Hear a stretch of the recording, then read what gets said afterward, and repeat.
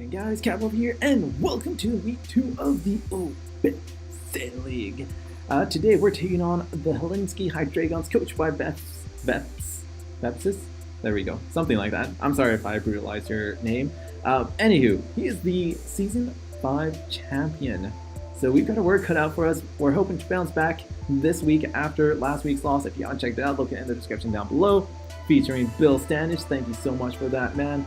I do appreciate it. If you want to check him out, it'll be in the description down below. If you want to check out my opponent's side of the battle, it'll be in the description down below too. I recommend that you check out his stuff. So let's just jump into this. This is a fairly lengthy battle. So I'm going to quickly go over the team builder, then we're going to try to get through the battle itself. So the team should be popping out. Very scary team. He can bring any of those mons, and any team that he builds will probably beat mine just on paper. Celestial, Toxapex, Disgusting Regen 4, Raikou, Terrakion, Mamoswine, Mega Gardevoir are incredible options in terms, or Toxapex and Tangrowth, Disgusting Regen Core, sorry about that. Mega Gardevoir, Mamoswine, Terrakion, Raikou, Disgusting Offensive Core. Croat's just an awesome option to have, and Celestial is probably one of the better, or if not the best, draft pull one in the league format right now. So pretty scary team. And we'll just jump into my first pull one over here, which is my Pangoro, aka Brother Grimm. Brother Grimm at +2 really puts on a lot of work, puts on a lot of pressure on all of his mons, and if he can get a +2, that would be perfect. Did I mention that I sort of want to get at +2? Bullet Punch, Drain Punch, and Thunder Punch, just it's a good combo of moves to have, and it applies a lot of pressure. We made sure to outspeed Tangrowth with no speed investment, Celesteela, Toxapex. We just want to outspeed this, and we put the rest on special defense to take on things like Raikou, to take on the Toxapex, to take on a special attacking Celesteela. It just allows us to absorb hits, and really Drain Punch pretty much would one-shot things like the Raikou and whatnot.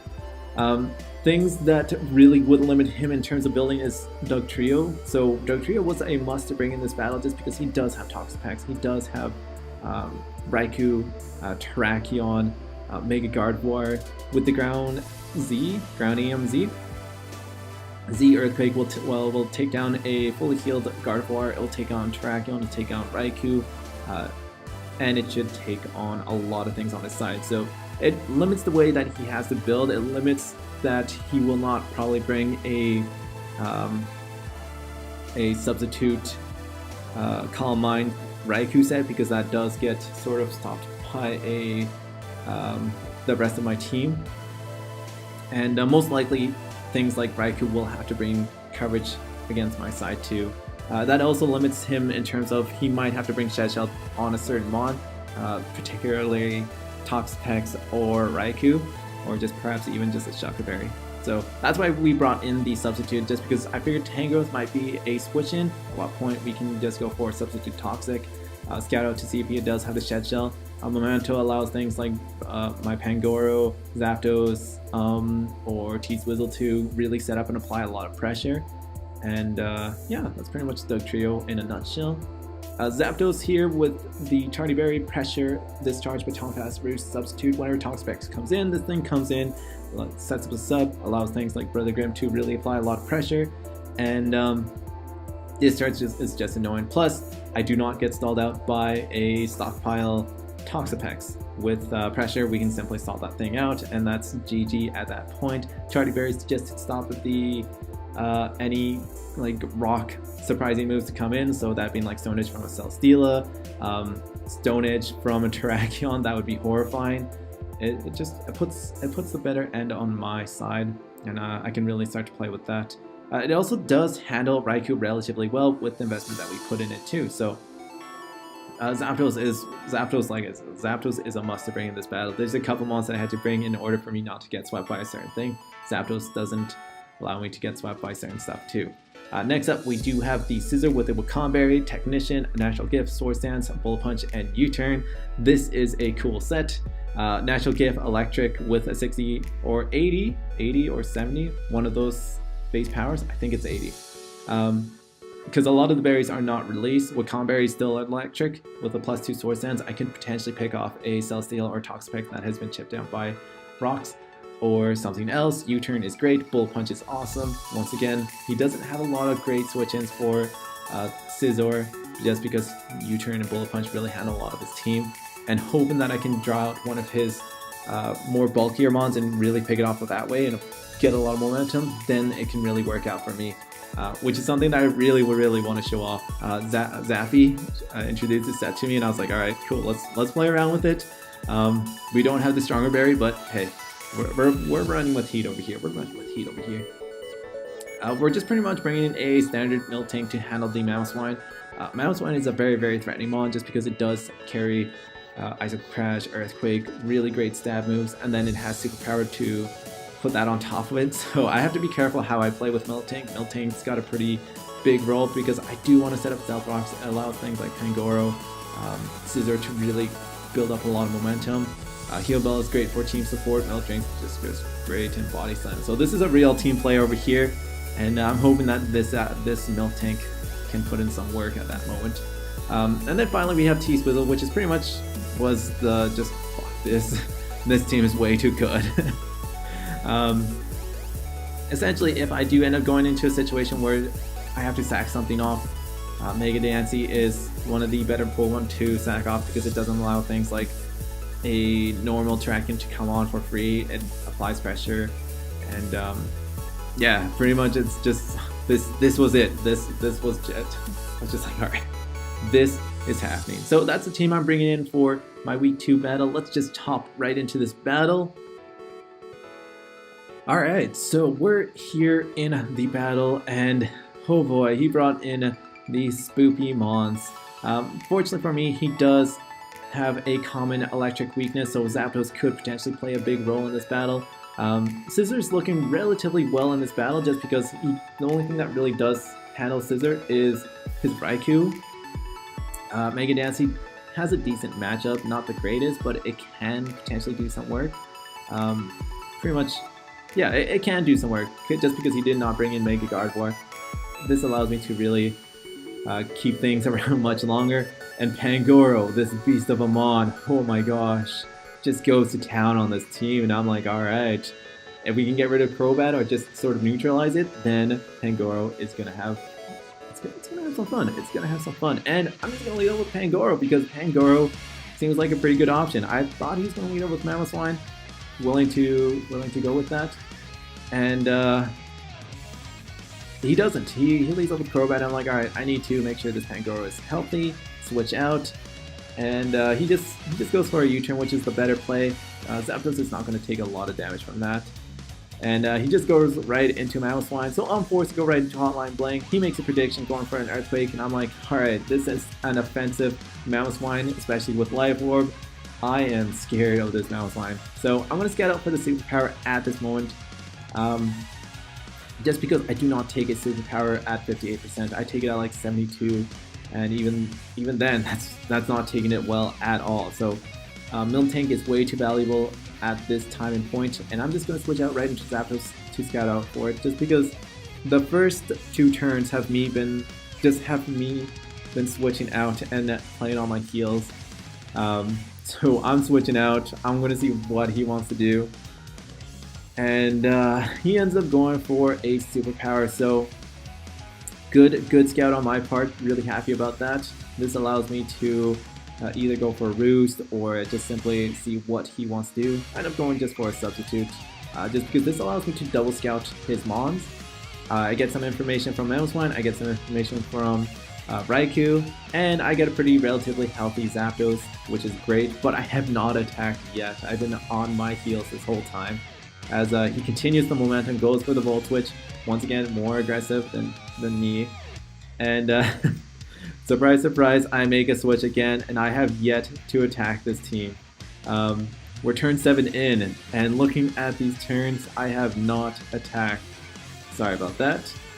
And once again, just go for another substitute with the Toxic up. And I end up just going into Triple D because he's forced to go for a Thunderbolt. And this is the moment that I really was waiting for, because I want to see if this Raikou is Shed Shell or if it's Shuckerberry or something like that. I just want to see any red flags just because this Raikou is really, really valuable. So I end up going for Substitute. This is where my prep comes in hand. As Crobat comes in, go for a Substitute. And I'm like, alright, cool.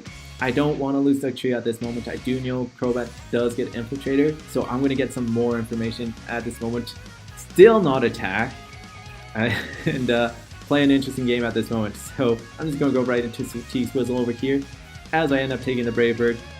And that tells me that most likely it is Infiltrator because he would probably not stay in on a Dugtrio that could have a Roxanium, Stone Edge, and whatnot. So good scout on my end. Happy about that once more. And finally, I do make a prediction at this moment. I do land my first hit on turn 12 with the Moonblast, getting a nice 36%. Good on me for doing that. And I'm just going to switch right into Hotline Bling because it is a relatively straight switch in to go. I do outspeed this Tango so I can get a Miltank up, or I can just simply keep my team healthy with a Heal Bell. He ends up going to Crobat, totally fine by me. I can go for a Heal Bell. And once again, his prep A+ at this point, as I can't go for my South Rocks. And I decide, you know what, this is a battle that I'm fine with because I can get this Crobat paralyzed, I can get the Celesteela paralyzed, I can run down the Taunt and try to get my South Rocks up or heal my team. So I know Pokemon sometimes isn't fair, and this is where I get paid off. I get the para and I get the first turn para, and I'm like, alright. Scummery begins in 5, 4, 3, 2, 1. Not too shabby. I get my team fully healed. Perfect for me. He lands his Toxic. Once again, totally fine by me because I can get my Rocks up. Rocks are going to be really, really nice in this battle because I don't know if it's Crobat. Most likely Crobat has Taunt, Roost, Brave Bird, and U-Turn. No defog, so he has no way of getting rid of the hazards. And I'm pretty happy about that. So Rocks are going to stay here for a very, very long time, and this allows things like Hangora once again to really take advantage of that. It allows Scizor to take advantage of it. If Diancie gets a +1 Calm Mind, then it allows Diancie to get a pretty good advantage at that point. So not too shabby. The way this game has been going, I can probably get Miltank to a decent health to a point where I'm pretty happy, or I can just stay in and just, you know, or just switch out, I guess. So he does get parried. I'll put a little countdown timer to see how many times he does get parried in this match, and we'll see. But it's like I needed this for this matchup. Either I had to play really, really well, or I had to paralyze him or do some sort of Scummery thing on him. And so far, the Scummery is working out for me. So I'm going for Baton Pass, and this is a moment where it's a big game changer.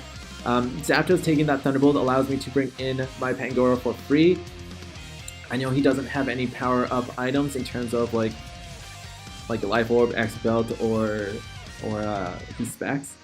I know what sort of damage the thing is doing, and I know that Brother Grim can take a hit, get a +2, and apply a lot of pressure, or I can predict something to come in and simply just go for a Thunder Punch, assuming Toxapex comes in. So this is where Rocks really, really put a lot of pressure on his side.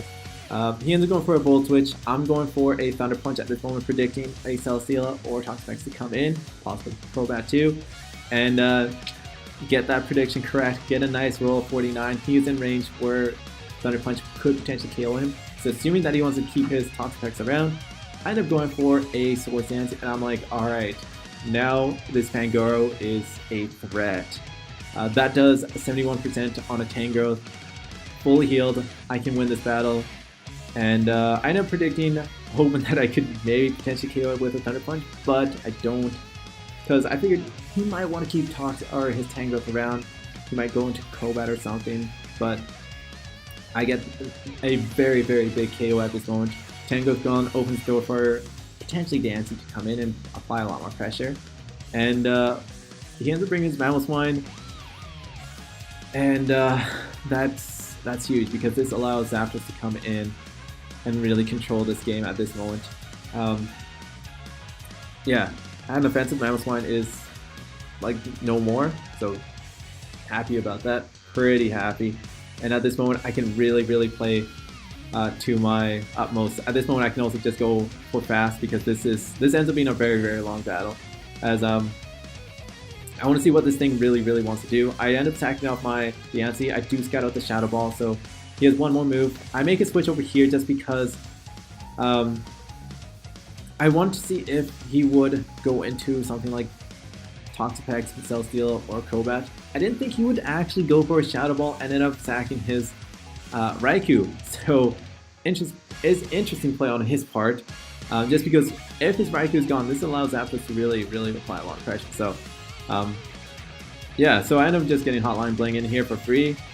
it's a weird scenario at that moment. I was just like, what's going on over here?